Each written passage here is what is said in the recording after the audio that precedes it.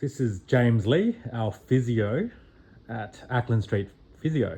Nice to meet you guys. Yeah, this is just a quick, fun Q&A, Yeah, quick go for it. fire. Go for Where it. were you born, James? I was born here, at Footscray actually. Footscray. Yeah. What's your link to physio? What's my link to physio? Well, I've always been an active kid growing up, very competitive, and I feel like that's always drawn me towards the sports side of physio, and that's sort of what's brought me into the profession. It's what keeps me motivated. It's what keeps my head in there. Nice. And apparently you were an elite athlete as a kid. Yeah, well, I don't know if I'd consider it elite, but yeah, I won a couple of state titles. I was very much into track and field, and so that was my jam for a little while. And I actually got stuck up because of injuries, and that stopped me from performing. So it's something that I hope that other young athletes, or maybe not so young athletes, have to experience for themselves. And I want those kind of people to have a management plan moving forwards and know that there is some sort of light at the end of the tunnel for them, despite injury.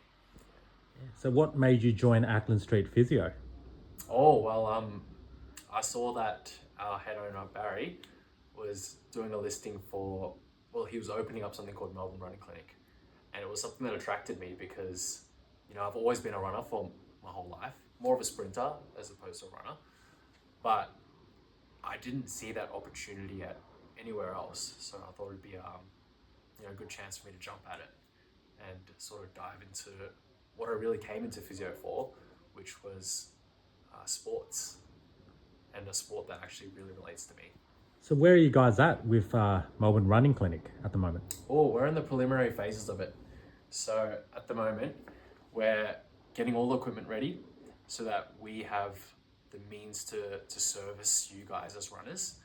And we're actually working with a lot of other companies to integrate technology in a way that allows for allows us to accurately look at your biomechanics and figure out where your weaknesses might be in your running, and where biomechanical factors may play into potential injury risk in the future.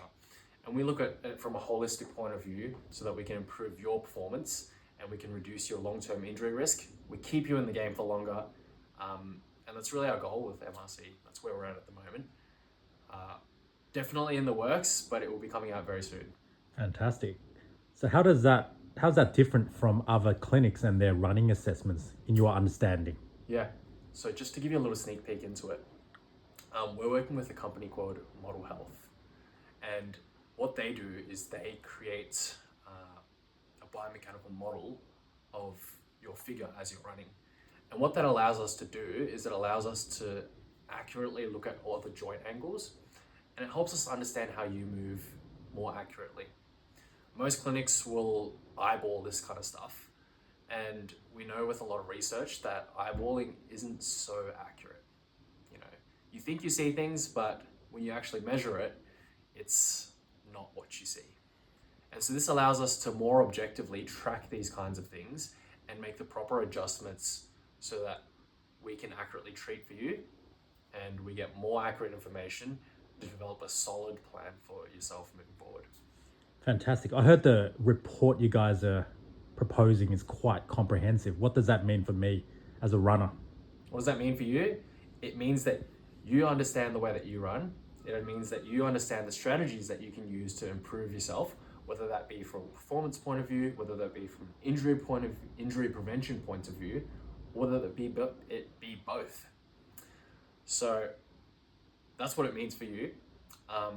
This comprehensive report is going to be designed in a way that's easy for you to understand. We're not just going to throw a bunch of metrics at you for the sake of looking fancy. We're actually going to take you through these metrics and understand how we can translate it into your life for your best benefit. And I heard your whole team are accredited Athletics Australia running coaches. That's right. We really want to pride ourselves in being able to manage you guys holistically. So we took it on board to accredit ourselves as running coaches by Athletics Australia, and that'll help us understand the different nuances of training, of both performance, both injury prevention, I think it's important for us to understand that aspect as well. Great. And what's your favorite CPD course so far, James? My favorite one so far has to be the one from Christian Barton. So I'm a graduate from La Trobe, and Christian Barton also happens to be from La Trobe. He's one of the most well-known researchers out there, world famous.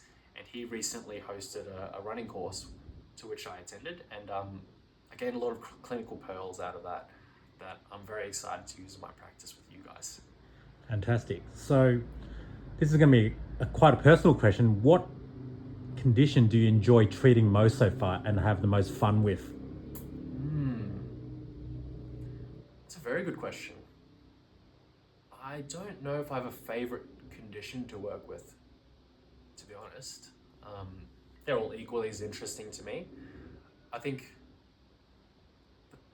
the thing that I enjoy the most is helping people program things. I understand, especially for myself, that programming is a really difficult thing. You've got to consider a lot of context within people's lives and how you're going to fit all this training in, how you're going to fit the rehab in as well. So it isn't necessarily the injury that I enjoy treating, it's managing everything else around that and building something that's going to work for you. Fantastic. And I heard the new grads these days, the newly qualified physios, aren't so hands-on in their treatment. What's your view on that in terms of manual therapy, dry needling, cupping and everything else that apparently the older skilled physios do more of compared to the later graduates? Yeah, I'm not so sure for myself. I haven't gone out there and spoken to a whole lot of new grads per se, but you know, I do feel that there has been some aspects of manual therapy that has been lost in the field, in the sense that when I was doing my undergrad, there wasn't much focus on manual therapy, and there was actually a lot of evidence at the time that was showing that manual therapy maybe wasn't the most effective modality. And obviously that comes with context, but as a new grad, that sort of deterred me away from manual therapy, and it made me think that it wasn't so necessary in practice.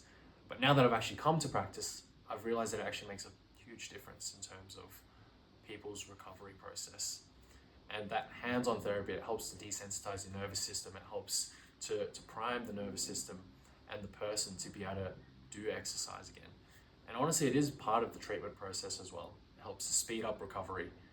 And I think it's something that can't be overlooked. And on top of that, manual therapy is super important in terms of a diagnostic tool as well. You know, how are you supposed to treat something that you can't feel for? So that's my take on it. Thanks for your time, James. Yep, no worries.